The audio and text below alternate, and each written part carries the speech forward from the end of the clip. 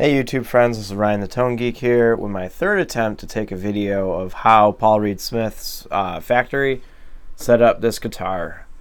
And I think they did a really good job, especially when I bought it from a big box retailer. They didn't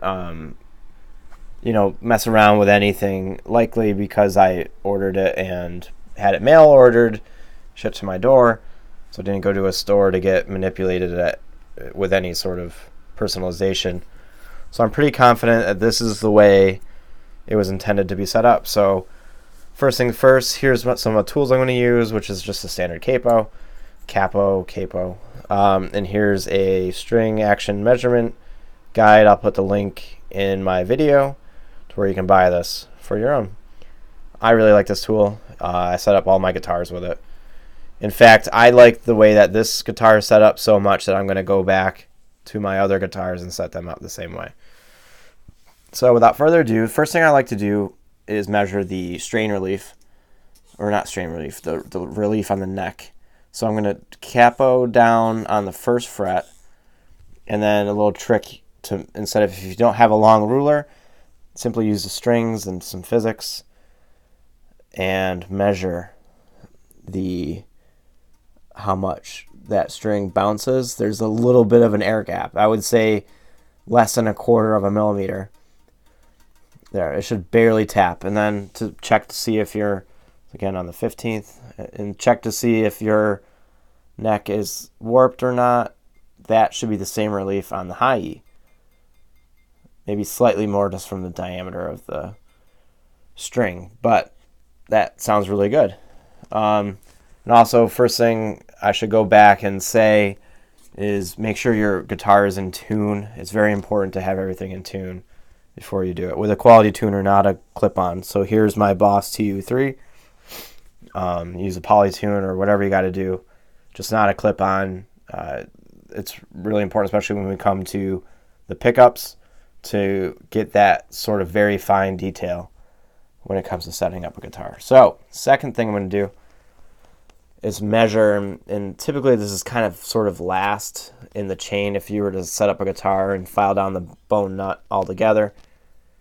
But since this came perfect, I'm not going to go through that, and plus there's better YouTube video tutorials on how to file down and set up a guitar. So this is just strictly measuring. So at the first fret, looks like we're about 1/4 to 1/2 millimeter. Yeah, 1/4 to 1/2 millimeter at the first fret.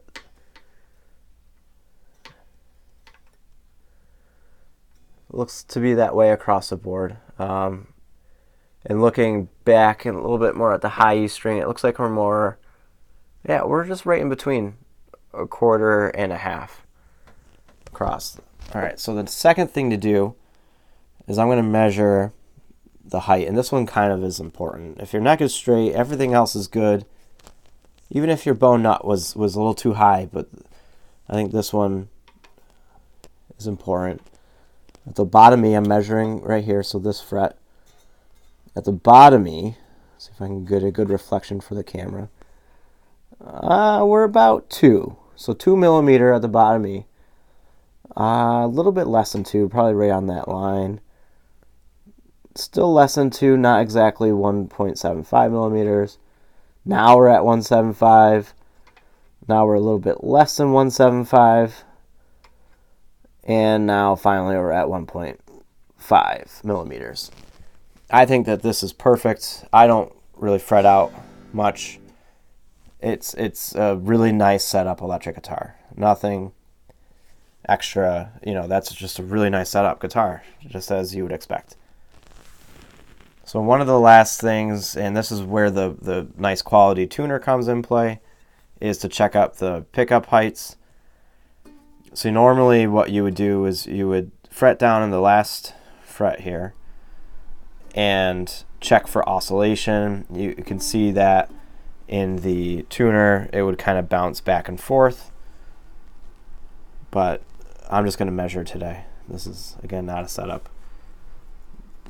Alright, so I'm going to do my best to use a ruler to measure the height of the pickups. And first I'll go down on the low E and then I'll flip her over.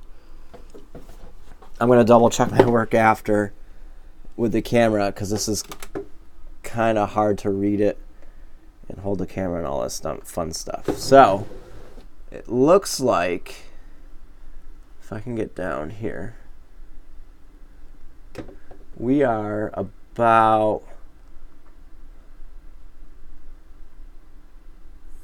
3.5 millimeters there. We are about 4.5. Let's see if I can get the reflection. 4.5 here, maybe a little bit under, and we're at just under 5 millimeters.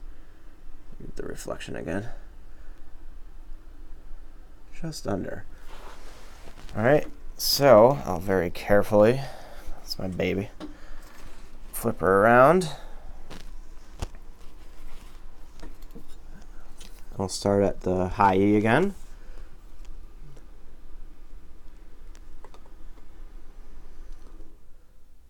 And it looks like, oops, come on. I'm trying to get a good reflection for you guys.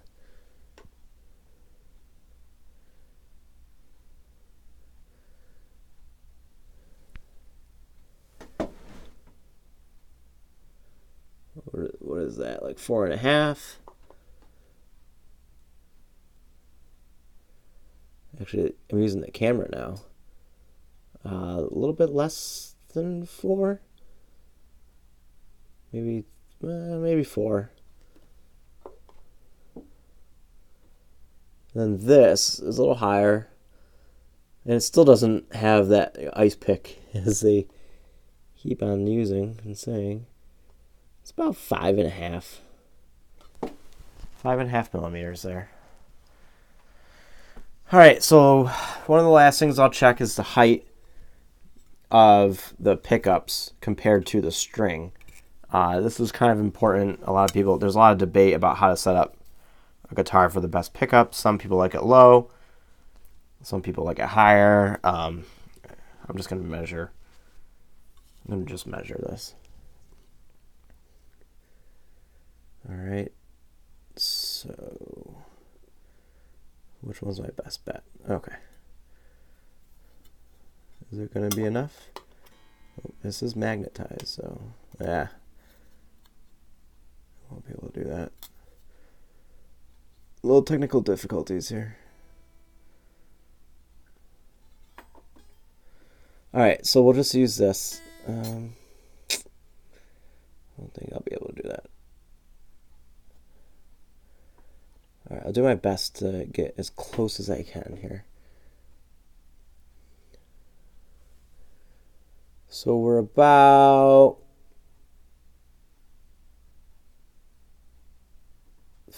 what is that? 3, maybe 4. Let's try to see if I can yield better results for myself. Yeah, it's about 4. I would say that that's 4. All right, now we're going to be a lot easier. So 4 on the high E. This is going to be 2, 5. Why do they got to make it difficult like that? That's the only thing I don't like about this string measurement tool. So that's 4 again. And then this is really high. That is, remember, lower number the higher. 1, 2, that is 2 millimeters. All right, let's flip her around. Actually, you know what? I can probably measure here.